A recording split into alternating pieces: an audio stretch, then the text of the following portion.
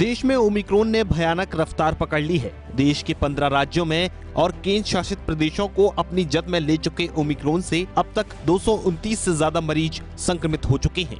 Omicron से सबसे ज्यादा प्रभावित राज्यों में महाराष्ट्र और दिल्ली जैसे महानगर हैं। देश में नए वेरिएंट के कुल मामलों में करीब 50% हिस्सेदारी महाराष्ट्र और दिल्ली की ही है।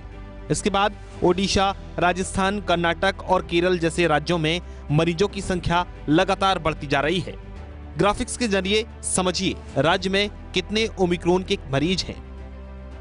महाराष्ट्र में 65, दिल्ली में 57, तेलंगाना में 24, राजस्थान में 22, कर्नाटक में 19, केरल में 15, गुजरात में 14, जम्मू कश्मीर में 3, उत्तर प्रदेश में 2, ओडिशा में 2, आंध्र प्रदेश में 2, तमिलनाडु में 1, पश्चिम बंगाल में 1, चंडीगढ़ में 1, लद्दाख में 1। कुल मिलाकर 229 मामले देश में अब तक दर्ज हो चुके हैं।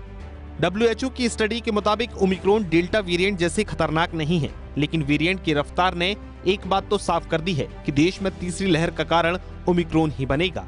और अब हालातों को देखकर ऐसा लग रहा है कि तीसरी लहर ज्यादा दूर नहीं है। महाराष्ट्र और दिल्ली में लगातार ओमिक्रॉन का विस्फोट हो रहा है। महाराष्ट्र में हर दिन औसतन 4 से 5 मामले सामने आ रहे हैं। वहीं दिल्ली में भी ओमिक्रॉन के मामलों ने सरकार की चिंता बढ़ा दी है। दिल्ली के हालातों को देखते हुए दिल्ली सरकार ने नई गाइडलाइन जारी कर दी है, जिसके तहत दिल्ली में अब दुकानदारों को नो मास्क ना एंट्री का बोर्ड लगाना जरूरी होगा। इसके साथ ही शादी समारोह में 200 से ज्यादा लोगों को बुलाने की अनुमति नहीं होगी। नए वेरिएंट का असर अब त्योहारों पर भी दिखने लगेगा।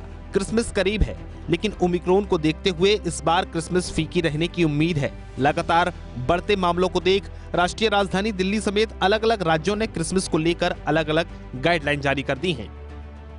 दिल्ली में DDMA ने 31 दिसंबर तक कुछ प्रतिबंध लगाए हैं। इसके तहत किसी भी होटल, बार या रेस्टोरेंट में 50% सीटिंग कैपेसिटी को अलाउ किया जाएगा। सभी तरह के राजनीतिक, सामाजिक, सांस्कृतिक, धार्मिक और किसी भी जमावड़े पर रोक रहेगी। बैंक्वेट हॉल में शादी, मीटिंग, कॉन्फ्रेंस और एग्जीबिशन के अलावा और कोई कार्यक्रम नहीं होंगे। क्रिसमस सेलिब्रेशन की पार्टी में हॉल की क्षमता के मुताबिक 50% लोगों को ही आने की इजाजत होगी। अगर किसी ओपन स्पेस में कोई प्रोग्राम हो रहा है तो वहां क्षमता के हिसाब से 25% लोग ही आ सकते हैं। अगर किसी ओपन स्पेस में 1000 से ज्यादा लोग जाने वाले हैं तो पहले उसकी मंजूरी लेनी होगी। वहीं पब्लिक प्लेस में जाने की इजाजत फुली वैक्सीनेटेड लोगों को ही मिलेगी। वहीं कर्नाटक की बात करें तो सरकार ने नए साल पर सार्वजनिक स्थानों पर किसी भी तरह के आयोजन पर रोक लगा दी है।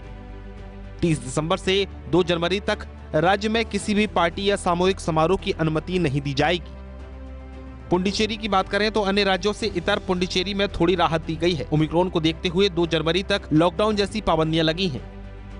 यहाँ रात 11 बजे से सुबह 5 बजे तक नाइट कर्फ्यू लगा हुआ है। क्रिसमस की शाम यानी 24 दिसंबर को क्रिसमस के दिन नाइट कर्फ्यू नहीं रहेगा। इसके अलावा न्यू ईयर के लिए नाइट कर्फ्यू नहीं रहेगा। 30 दिसंबर, 31 दिसंबर और 1 जनवरी को रात 2 बजे तक नाइट कर्फ्यू लागू होगा। भारत में ओमिक्रॉन की रफ्तार को देखते हुए राज्य सरकारों के साथ ही केंद्र सरकार भी एक्शन में है। देश में ओमिक्रॉन के बढ़ते मामलों के बीच प्रधानमंत्री नरेंद्र मोदी गुरुवार को रिव्यू मीटिंग करने वाले हैं। इस मीटिंग में देश में कोरोना के हालातों की समीक्षा की जाएगी। बता दें कि इससे पहले PM ओमिक्रॉन को लेकर बैठक कर चुके हैं।